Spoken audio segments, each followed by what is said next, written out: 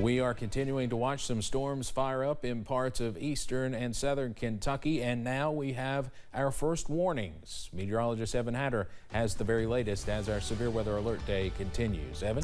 That's right, Steve. Two severe thunderstorm warnings now in effect, one for Pulaski County and one a little further to the north.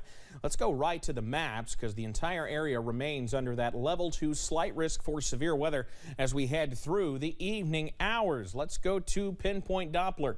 First off, severe thunderstorm warning for portions of Pulaski County. We'll go ahead and put the statistics on here for you. This is for really central Pulaski County. 60-mile-per-hour winds and 1-inch size hail possible, and that warning goes for about another 15 minutes until 4:45. That is a heavy thunderstorm bearing down onto portions of downtown Somerset here before too long. Further to the east, how about a severe thunderstorm warning now taking in several counties as you head up closer to the Big Sandy? A severe thunderstorm warning for Bath, Menifee, Morgan, Powell, Rowan, and Wolfe counties. Once again, 60-mile-per-hour winds, 1-inch size hail possible with this thunderstorm, and that will be making its way toward downtown West Liberty. It's on top of downtown Frenchburg as we speak, and we'll continue to watch that as well. Everything here pushing off to the south and east. That's going to be our main threats tonight. Damaging winds and heavy rain as things push off to the east and the southeast. It'll also cool you down. How about Jackson's at 80 right now, where everybody else is flirting with 90 degrees, and we got plenty of storm fuel with those dew points in the 70s. I'll have the very latest look at when we can expect these storms to start moving on out. That's coming up in just a few minutes. Steve? All right, Evan, thank you very much. The House Select Committee investigating the January 6th assault on the U.S. Capitol held another hearing today. You may have seen it live here on WYMT. It ended just before 4 o'clock. The focus was on any possible connections between former President Donald Trump and his allies with extreme right-wing groups such as the Proud Boys and Oath Keepers. CBS's Skylar Henry has more from Capitol Hill.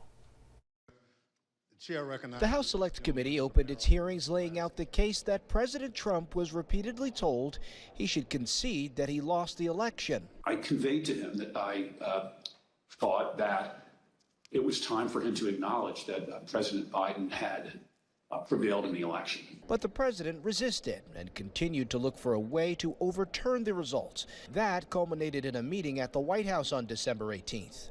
The meeting has been called unhinged, not normal, in the craziest meeting of the Trump presidency. They proposed the immediate mass seizure of state election machines by the U.S. military. The meeting ended after midnight with apparent rejection of that idea.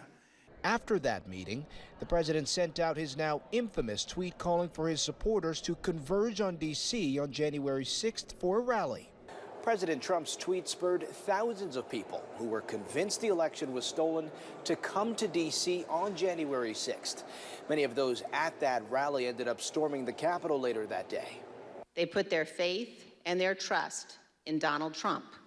They wanted to believe in him. They wanted to fight for their country, and he deceived them. One of those people was Stephen Ayers from Ohio. The Ohio man attended the Stop the Steal rally. He's already pleaded guilty to disorderly conduct after converging on the Capitol. And court documents show he suggested civil war will ensue if former President Trump did not remain in the White House.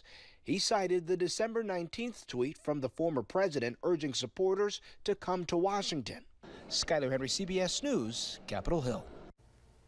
For the first time since the Supreme Court overturned Roe v. Wade, the Senate is back and hearing from those impacted by the decision. Witnesses on both sides of the issue testified before the Senate Judiciary Committee about the ramifications of the Dobbs decision.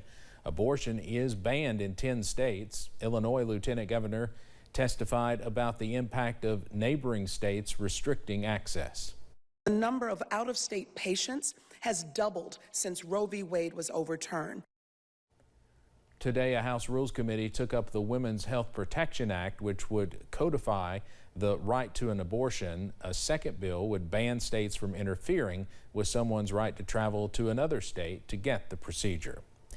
President Biden's celebration of the passage of new gun reform legislation was interrupted by a protester demanding that he do more to stop the epidemic of violence. That's Manuel Oliver, whose son was killed in the 2018 high school shooting in Parkland, Florida. He was escorted out of the event. Meanwhile, the families of victims in Uvalde, Texas are still looking for answers after the deadly shooting in their community. CBS's Lilia Luciano has more from Uvalde. Change the lives so our teachers and children can go to school safe. Vincent Salazar's 11-year-old granddaughter Leila was among the 19 children and 2 teachers massacred on May 24th. And I cry every night because she is not here. And she is not here because our system from Texas failed us. Activists, including the Chicano movement Brown Berets, families, and friends of the victims, walked from Robb Elementary School to the town square for the Unheard Voices of Uvalde March and Rally, organized by the family of 9-year-old victim Jacqueline Casares. We will not be silent until we know our kids and teachers did not die in vain. State newspapers have published screen grabs of surveillance video from inside the school, showing officers waiting in the hallways for 77 minutes as a shooter attacked, despite being armed with at least 13 rifles and ballistic shields. The Uvalde mayor, state lawmakers, and the Texas Department of Public Safety have all insisted the public should have access to that video. But the Uvalde district attorney is stopping its release, citing the ongoing investigation. I challenge all of you cowards that were in that class, in that hallway, to step down. The Casares family who organized the rally also invited 2 survivors of the Parkland shooting in Florida and a father from that shooting whose child died and who interrupted the president during the bill signing yesterday at the White House, said you cannot be polite about gun violence because gun violence is not polite with you. The president has said that he supports further action, including reinstating a federal assault weapons ban. Lilia Luciano, CBS News, Uvalde, Texas. Coming up on First at 4, the Kentucky River Regional Animal Shelter is partnering with a satellite business for a fundraiser, and now they need the community's help. Plus, showers and thunderstorms continue to roll through the region. I've got the very latest on if they could be severe, some already are, and when they finally move out. That's coming up.